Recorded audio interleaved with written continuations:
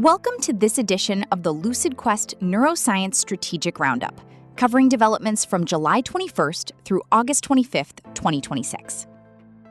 The defining story of the period was the shift from broad CNS innovation toward a more selective contest over which mechanisms can meaningfully change treatment paradigms.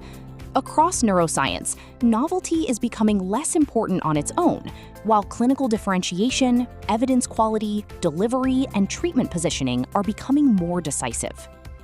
4 themes stood out during this reporting period. The first was the emergence of mechanism-based market segmentation in narcolepsy. Takeda's approval of Orzifil validates OX2R agonism as a disease-linked strategy in narcolepsy type 1, while Lundbeck's Lu-AH69593 and Axsome's AXS12 point to competition across both orexin-based and symptom-specific approaches. Strategically, this could create a more segmented treatment landscape shaped by mechanism, symptom profile, and patient need. What remains uncertain is whether orexin agonism becomes a treatment backbone or one component of a layered market. A second theme was the rising threshold for differentiation in ADHD and schizophrenia.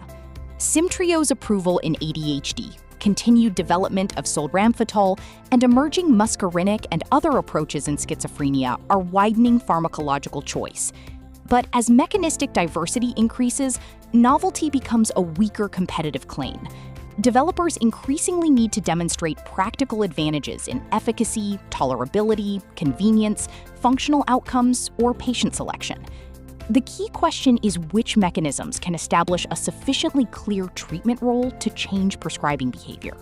The third theme was the growing strategic importance of CNS delivery.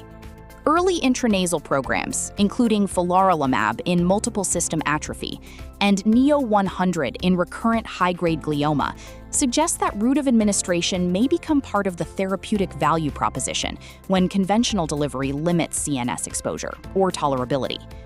Biomarkers may help establish early biological activity, but the evidence remains preliminary. Larger datasets will be needed to determine whether these approaches translate into reproducible clinical benefit. The fourth theme was regulatory evidence increasingly separating promising science from viable late-stage programs. The negative FDA Advisory Committee vote on Doramyocel and MapLight's portfolio prioritization both reinforce the importance of indication selection, endpoint relevance, and disciplined evidence generation.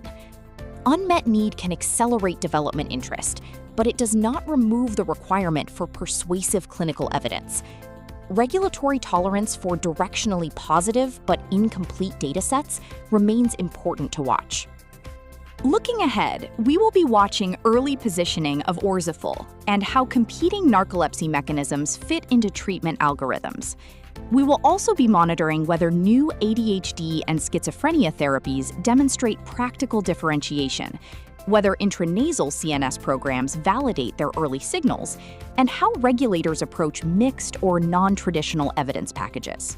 The key takeaway is that neuroscience competition is increasingly shifting from mechanism discovery to strategic differentiation.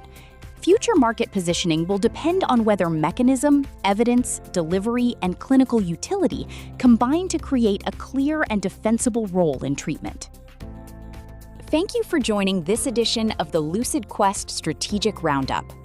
For more healthcare market intelligence and strategic analysis, visit www.lqventures.com.